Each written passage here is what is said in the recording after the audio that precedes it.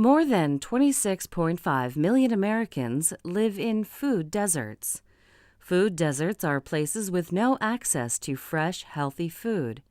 Instead of grocery stores and markets, these places only have fast food restaurants. This is making a lot of people unhealthy around the world. More than half of the people living in food deserts in the United States are from low-income families.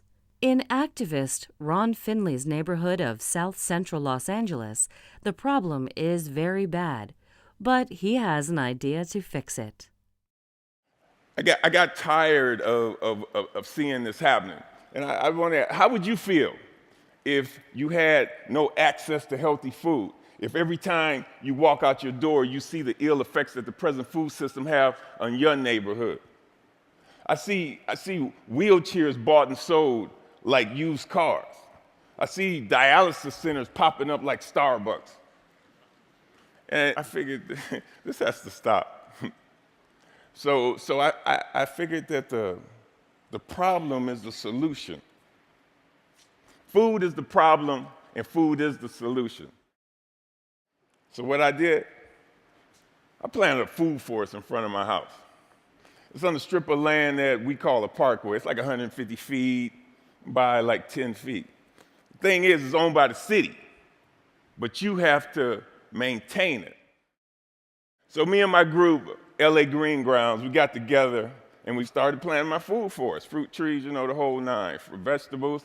What we do, we're a pay-it-forward kind of group, where it's composed of like gardeners from all walks of life from all over the city, and it's completely volunteer, and everything we do is free. And in the garden, it was beautiful. And then somebody complained. The city came down on me. And basically gave me a citation saying that I had to remove my garden, which this citation would turn into a warrant. And I'm like, come on, really? A warrant for planting food on a piece of land that you could care less about? And I was like, cool, bring it. Because this time it wasn't coming up. So LA Times got hold of it. Steve Lopez did a story on it and talked to the councilman.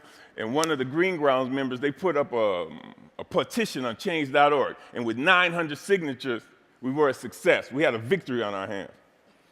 My councilman even called and said how they endorse and love what we're doing.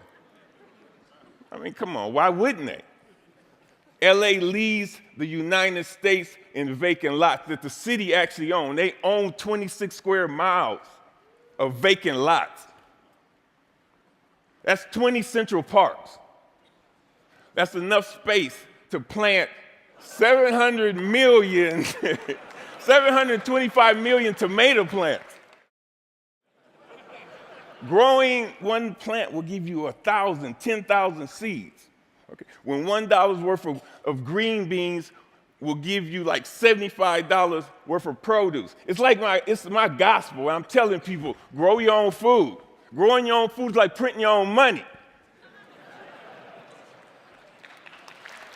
Thank you. See, I have a legacy in South Central. I grew up there. I raised my sons there. And I refuse to be a part of this manufactured reality that was manufactured for me by some other people, and I manufactured my own reality. So what happened? I have witnessed my garden become a tool for the education, a tool for the transformation of my neighborhood. To change the community, you have to change the composition of the soil. We are the soil. You'd be surprised how kids are affected by this. Gardening is the most therapeutic and defiant act you can do, especially in the inner city. Plus, you get strawberries.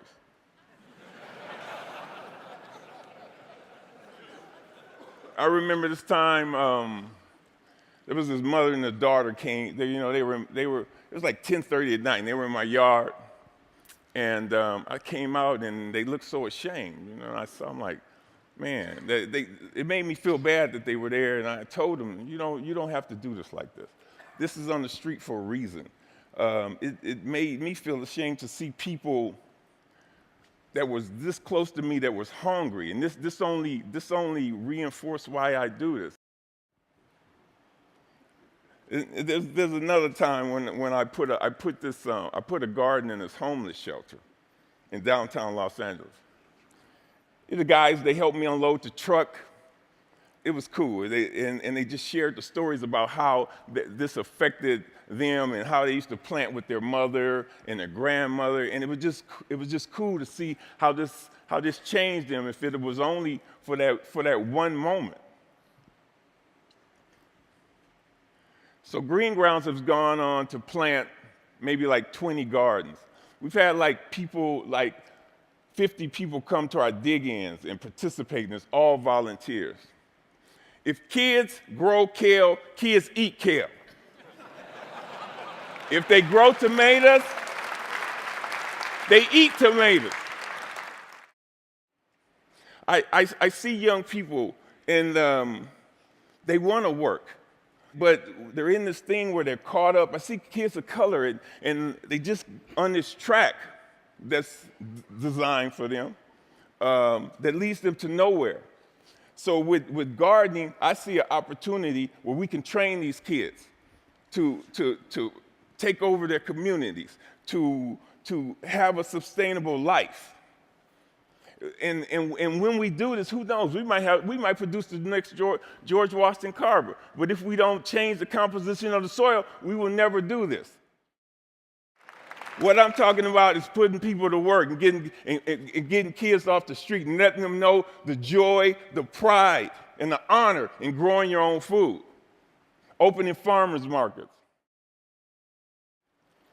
So I want us all to become ecolutionary, renegades, gangsters, gangster gardeners. We got to we got to flip the script on what a gangster is. If you ain't a gardener, you ain't gangster. Get gangster with your shovel, okay?